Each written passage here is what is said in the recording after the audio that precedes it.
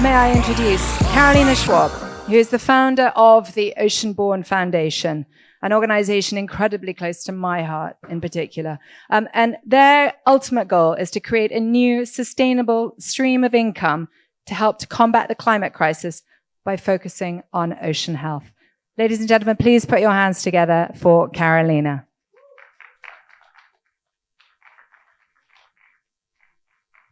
Is that working? Yeah, great. Super. Well, hello. Thank you, Amber and Al, and the Extreme Dream team for putting this together. So I am Carolina Manhusen Schwab. I'm one of the founders of the Oceanborn Foundation, and it's fantastic to be here among you and those online, and great to be in Dubai, because given our mission to protect and restore the ocean, we are right alongside the UAE's 1,318 kilometers of coastline, which, by the way, is more than the UAE's land borders with Oman and Saudi Arabia combined. So by coming here, if you're tuning in, I know you've already made the choice to be a change maker. You've already chosen to act to protect all the things you love, and you're fully aware of all the tipping points we're heading towards, so I'm not going to tell you about those. And I'll bet that every time you talk to a person not directly in the climate space, you make the same calculation as me. How can I best activate this person in front of me without putting them off? And I think the panel before that was starting to ask that question. It's basically, how do we communicate without overwhelming and paralyzing the person in front of us that the climate crisis has gotten so severe that it now requires everyone, including that random person, to play a part?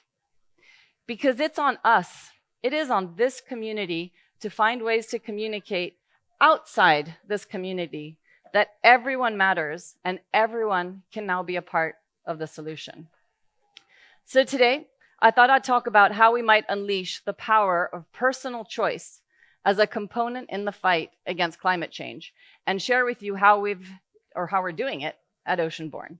And just to be clear, I am not arguing that our personal choices are enough to reduce the global carbon footprint or bring around systemic change. For that, we still need massive governmental and industry policy changes, and thank you to all of those working on this. But what I am arguing is that conversations around individual choices are a way to activate people outside the climate space, and they do create significant impact. So we're here at COP because we know the direction is a bit dismal, and it's rapidly getting bleaker. And it is hard to grasp and truly absorb the enormity that we have all played a part in this, played a part in destroying the planet by going about our normal everyday lives. How are we to truly absorb that message, and how are we to respond to that?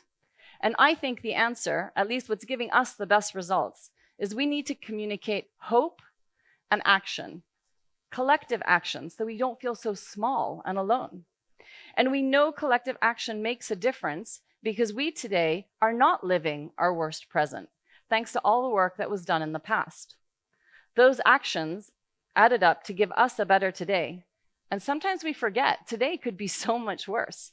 And now in turn, it's up to us, collective actions, to add up what tomorrow is going to look like.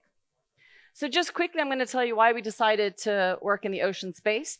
This magnificent ocean, including the Persian Gulf that we've got just out here, it is a huge part in solving the climate change. It's roughly a 25% of the solution kind of part.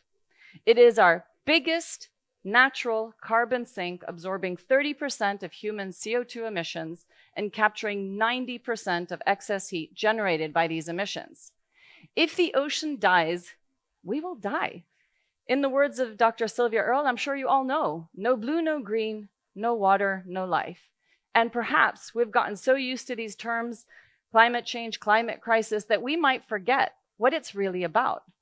Climate is about life, and it's the ocean that is delivering life. So this is why I founded Oceanborn, with the idea to accelerate the solutions to restore and protect our beautiful ocean teeming with life as our biggest ally against climate change and for biodiversity. The ocean also produces 50% of our oxygen because plant life in the ocean photosynthesizes just like plants do on land. In each single drop of seawater out there, in each single milliliter, there are between 200,000 and 2 million diatoms. These diatoms are tiny photosynthesizing algae. They go up and down in the ocean. They pick up carbon in their bodies and they transfer it down to the shallows of the deep, storing it away. But there are two main problems. The first, the ocean is getting more acidic as we continue to emit more carbon. And it's happening at dramatic speeds. According to the latest IPCC findings, the ocean acidification is at the highest level of the last 26,000 years. And some plants can't handle this increased acidity, which means that the ocean's ability to store carbon diminishes. If you take coral reefs, they alone generate 10% of our oxygen, and they absorb 10% of the world's CO2, and they only take up 0.0025 of the Earth's surface. Yet half of the world's coral reefs have died completely in the last 30 years, and an astonishing 99% are going to be lost before we hit the 2 degrees global warming. Coral reefs are the first of the planet's ecosystem to face extinction in the coming decades because of ocean warming and acidification. The second big problem is that the work to restore the ocean back to health is just massively underfunded.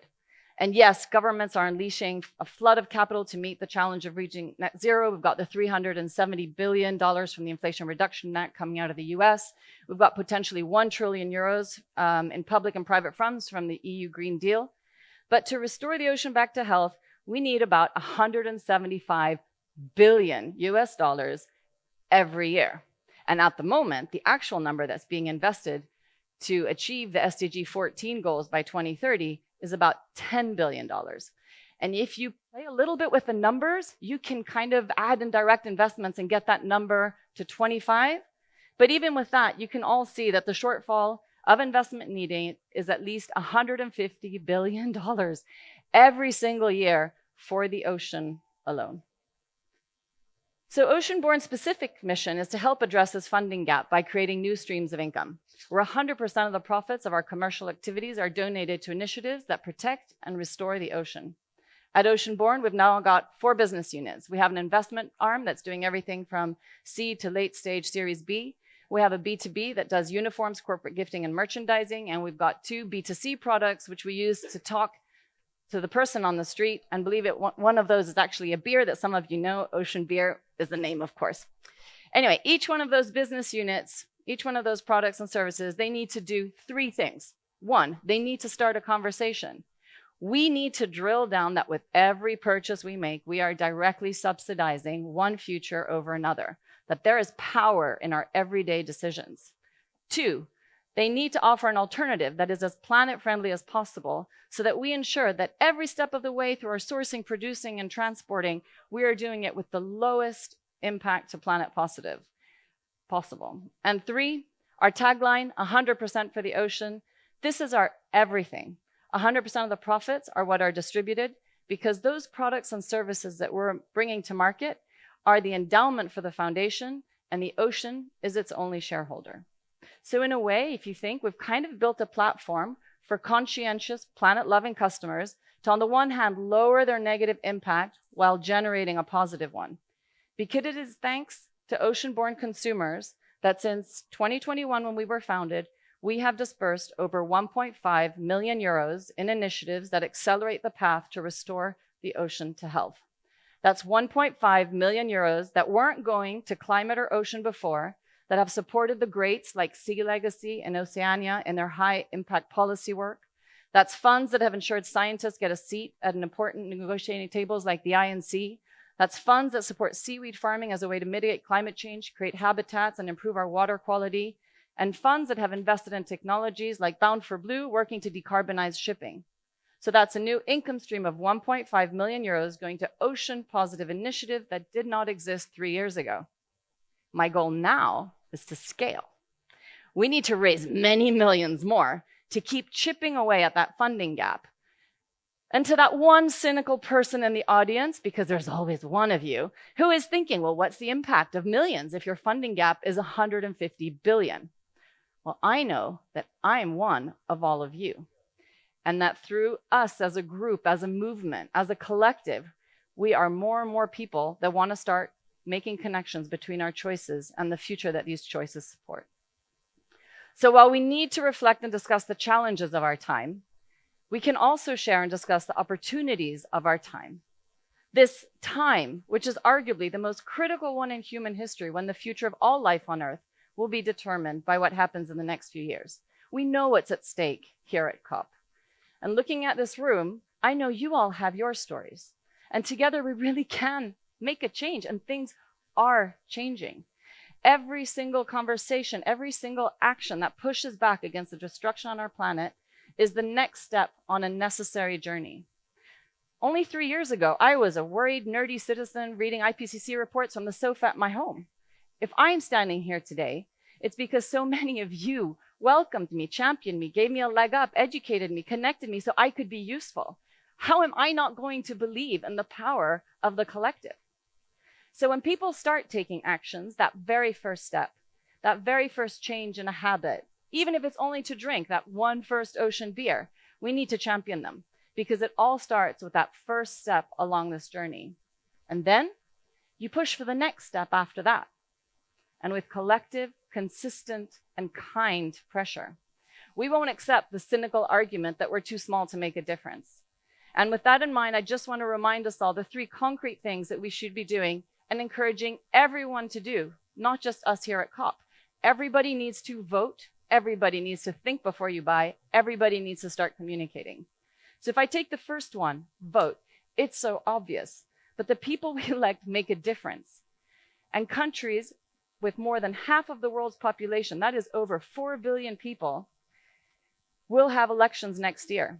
I know not all are going to be free and fair, and some arguably won't make a difference at all, but it is so that more people will vote in 2024 than in any previous year in history. In Europe, where I come from, we will have EU elections where 27 member states will elect the next parliament. We will also probably have elections in the United Kingdom, which will determine the next government and any changes in environmental policy. And then there are the US presidential elections, which can have a massive impact on a wider climate space and America's commitment to a net zero future.